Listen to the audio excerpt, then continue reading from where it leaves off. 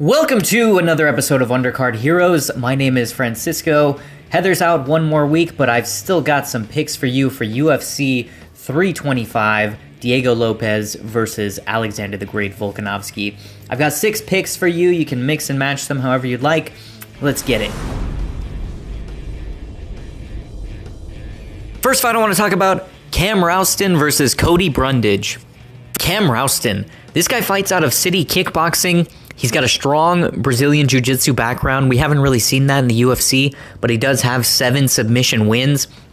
Really good technical boxing, effective at mid-range, but he's not really a power puncher. He relies more on his technique and his placement to get the KO wins that he has. Coming into this fight, he is the heavy favorite. He's got a 6-inch reach advantage and a 3-inch height advantage. Cody Brundage, this guy's got a wrestling base, but he's not elite. Really physical, scrappy, all-around fighter. Heavy pressure, really strong power. This guy could knock your lights out, and he's extremely durable. He's had a rough go in the UFC, and he's a pretty big underdog in this fight. For Cam Rowston versus Cody Brundage, I'm going with Cam Rowston to win this one by submission at plus 200 odds.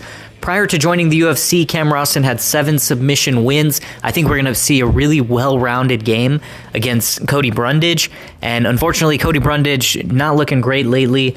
And of the 5 times that he's been finished, 3 of them were by submission. So I'm going Cam Rowston by submission at plus 200 odds. Next fight, Quillan Salkilld versus Jamie Mullarky. Quillan Salkilld. This guy is a promising young fighter in this division. High pace, aggressive. He's 3-0 in the UFC, including 2 massive KO wins in 2025, 1 viral head kick knockout. This guy has heavy pressure, mixes in diverse striking, and he lands more strikes and he takes less strikes than Jamie Mullarky. Plus, he can mix in the grappling. Jamie Mullarky. This guy is a well-rounded veteran with KO power. He's got solid striking, he's incredibly durable, but he hasn't finished a fighter since 2021, and his last 4 losses have all been by KO. This is going to be a fantastic fight. Quillan Salkilld versus Jamie Mullarky. 2 Aussies fighting in front of their home crowd. I think this definitely has potential to be the fight of the night. Quillan Salkilld, up-and-coming prospect, facing a durable veteran in Jamie Mullarky. Ultimately, I'm going with Quillan Salkilld to get this one by KO TKO at minus 145 odds. But Mullarky's durability could hold up, so Quillan by decision at plus 600 is also a good bet. Next fight I want to talk about, Tai Bam Bam Tuivasa versus Tallison Teixeira. Tai Tuivasa. This guy is a brawler. He's got KO finishing abilities, and he is definitely going to be the fan favorite. A lot of people are going to be looking for Tai Tuivasa to get back to his winning ways.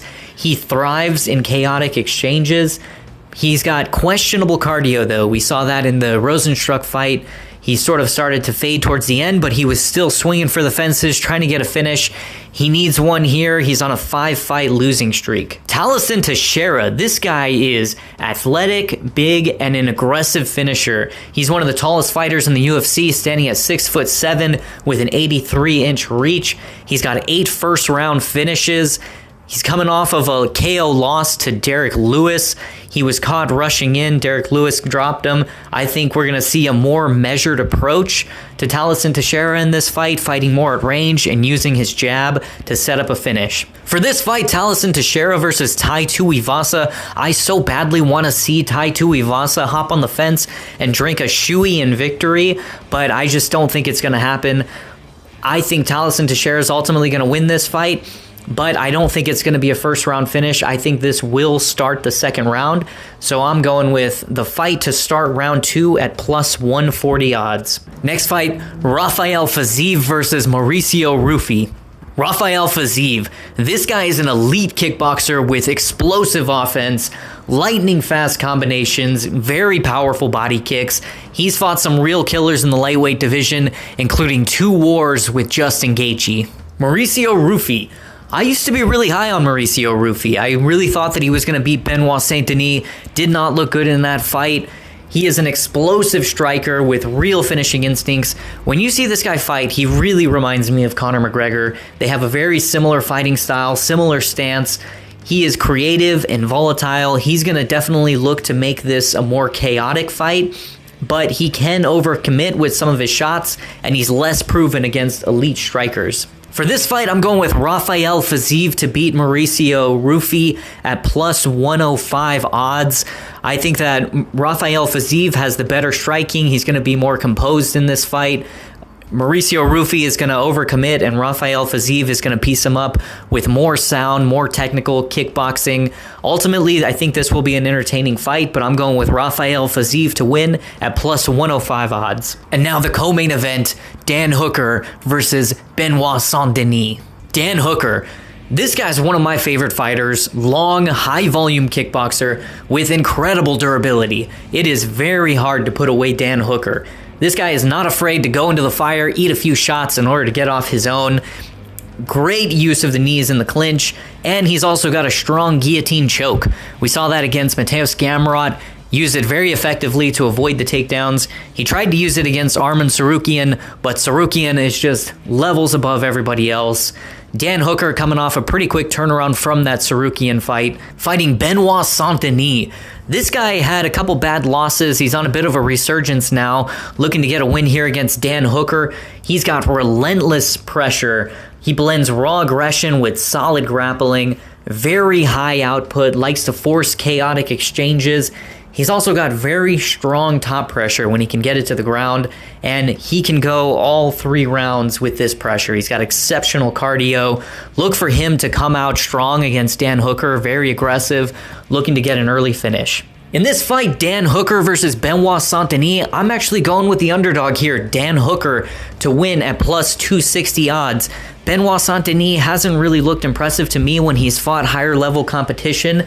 Dan Hooker is not the elite of the elite, but he is a veteran in this division. He's been in there with the best of the lightweights, so I'm going to go with him to get the upset win here at plus 260 odds. And now the main event, Alexander the Great Volkanovski versus Diego Lopes. Alexander Volkanovski, this guy is pound for pound one of the best fighters in the UFC. He's got a very complete game. He's got elite striking, elite wrestling, fantastic cardio. He can throw feints. He switches up his stance constantly, finds unique angles. He's got a sharp jab. He can throw in low kick combinations. Great in the clinch, excellent takedown timing, and he's got a championship level gas tank. This guy is pound for pound one of the best fighters in the UFC. Diego Lopes. This guy is very entertaining fighter, wild, dangerous finisher who thrives in scrambles. He's got KO power, and he's definitely going to look to turn this fight into a brawl, but he's also got dangerous submission threats. For this fight, I'm going with Alex Volkanovski to beat Diego Lopes by decision at plus 150 odds. I don't think that he can get a finish over Diego Lopes, and I don't think that Diego Lopes has improved enough between the last fight and this one. I would have liked to have seen Diego Lopes get another fight after the John Silva fight. I know he looked dominant in that fight, but I don't think that John Silva is that great of a fighter. He's definitely nowhere near the level of Volkanovski, so I'm going with Alex Volkanovski to win this one by decision at plus 150 odds. Thanks for watching another episode of Undercard Heroes. What did you think of these picks? Did you hate them? Do you like them? Let me know in the comments, and don't forget to like and subscribe. Thanks, everyone.